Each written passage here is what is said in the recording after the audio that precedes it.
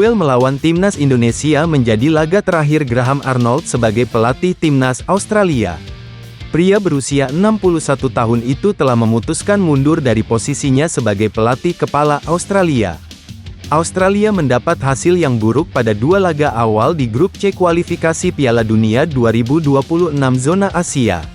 Setelah kalah 0-1 dari Bahrain di kandang sendiri, dan bermain imbang 0-0 lawan timnas Indonesia. Hasil tersebut, ditambah kegagalan di Piala Asia 2023, membuat Australia dapat banyak kritik.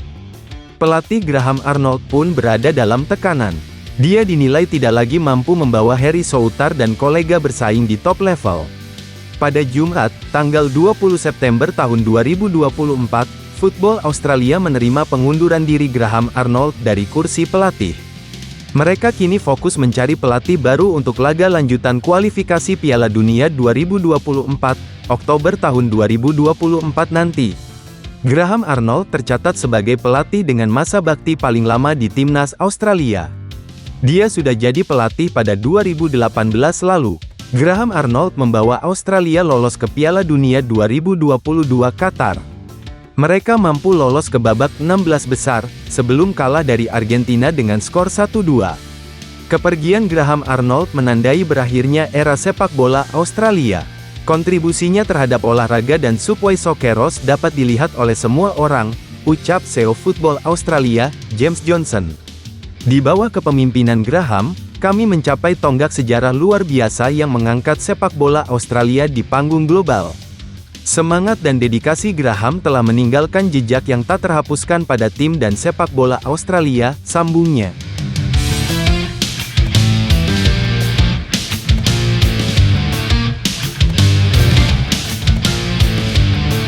PSSI diminta untuk mengurangi naturalisasi pemain buat timnas Indonesia. Erick Thohir menanggapinya dengan menyinggung status FIFA, timnas Belanda, timnas Spanyol, hingga timnas Italia.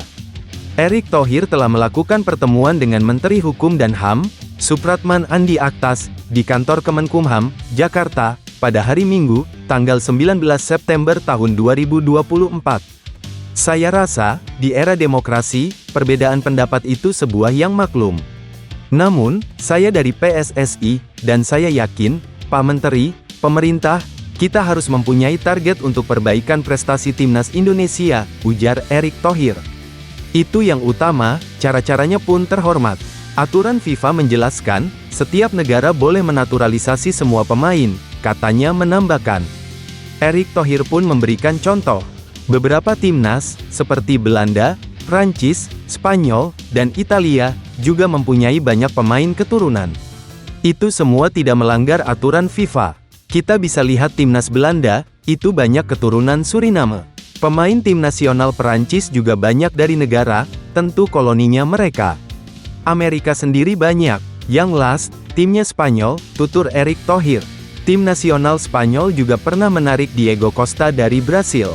Tim nasional Italia pernah juga menarik pemain Argentina.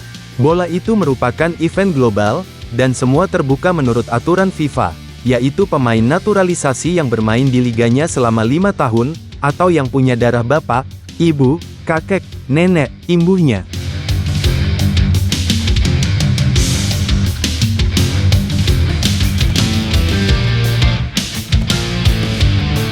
Jay Izzes, bek tangguh timnas Indonesia yang kini memperkuat Venezia, klub Serie A Italia, menarik perhatian karena penampilannya yang gemilang di level klub maupun internasional.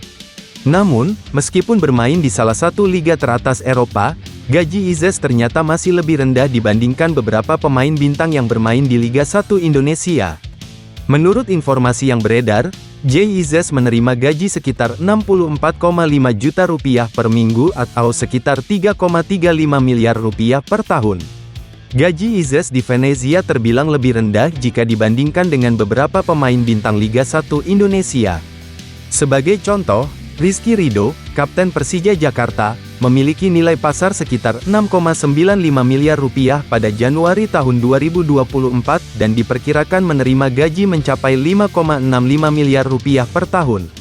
Ini hampir 2 kali lipat dari gaji yang diterima Jay Izzes di Venezia. Rizky Ridho, yang juga merupakan pemain timnas Indonesia, menjadi salah satu pemain Liga 1 dengan bayaran tertinggi.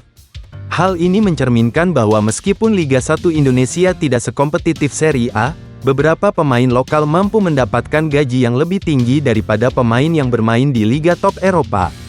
Bermain di klub Serie A seperti Venezia memang memberikan tantangan tersendiri bagi pemain seperti JIZS. Selain tuntutan performa yang lebih tinggi, persaingan di liga tersebut sangat ketat, dengan pemain-pemain bertalenta dari seluruh dunia. Meski gaji JIZS di Venezia terbilang rendah, namun karir Izes di Serie A tetap menjadi pencapaian yang luar biasa.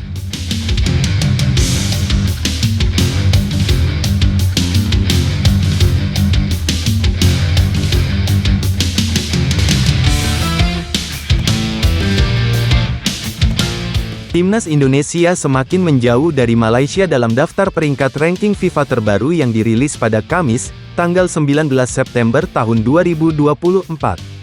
Timnas Indonesia mengalami lonjakan 4 peringkat. Skuad Garuda kini duduk di posisi 129 dunia dengan koleksi 1108,73 poin. Catatan itu membuat Indonesia kini makin menjauh dari Malaysia.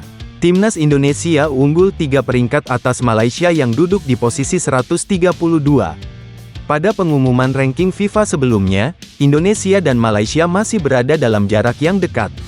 Saat itu Indonesia ada di posisi 133 dunia, tepat di atas Malaysia yang duduk di peringkat 134 dunia. Untuk kategori negara Asia Tenggara, posisi terbaik ditempati oleh Thailand. Thailand kini duduk di posisi 100 dunia. Sedangkan peringkat kedua negara ASEAN ditempati oleh Vietnam pada posisi 116 dunia. Setelahnya yakni Indonesia dan Malaysia. Timnas Indonesia punya potensi untuk meraup lebih banyak poin pada laga internasional berikutnya. Pasalnya Timnas Indonesia akan menghadapi negara-negara papan atas di babak ketiga kualifikasi Piala Dunia. Bila skuad Garuda mampu meraih hasil bagus, tentu poin bagi mereka bakal terus bertambah.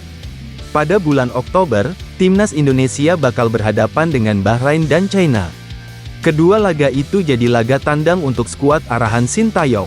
Saat ini Timnas Indonesia mengoleksi 2 poin dari 2 laga. 2 poin itu hasil imbang lawan Arab Saudi dan Australia.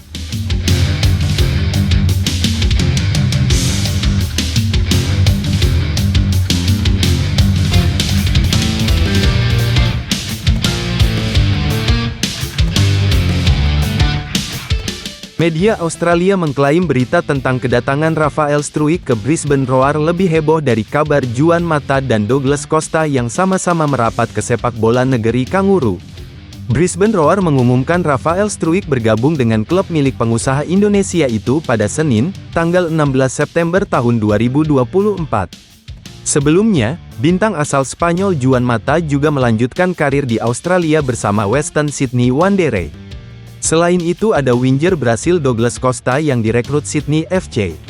Meski kedatangan 2 pemain bintang berkelas dunia, media Australia, The West Australian menyebut berita tentang Juan Mata dan Douglas Costa tak lebih besar dari Rafael Struijk.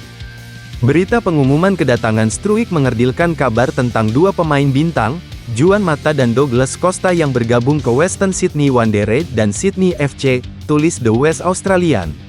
Berdasarkan unggahan di media sosial, konten tentang Rafael Struijk mendapat tanggapan yang jauh lebih besar dari Juan Mata dan Douglas Costa. Dalam unggahan pengumuman Rafael Struijk yang pertama di akun Instagram Brisbane Roar, terdapat lebih dari 320.000 likes. Sedangkan Juan Mata hanya 102.000 likes, kemudian Douglas Costa 62.000 likes. Jumlah pengikut Instagram akun Brisbane Roar juga meningkat pesat dari 70.000 akun dan saat ini 102.000 pengikut. Ini mengisyaratkan netizen Indonesia punya jumlah massa yang begitu besar jika dibandingkan dengan warganet negara lain.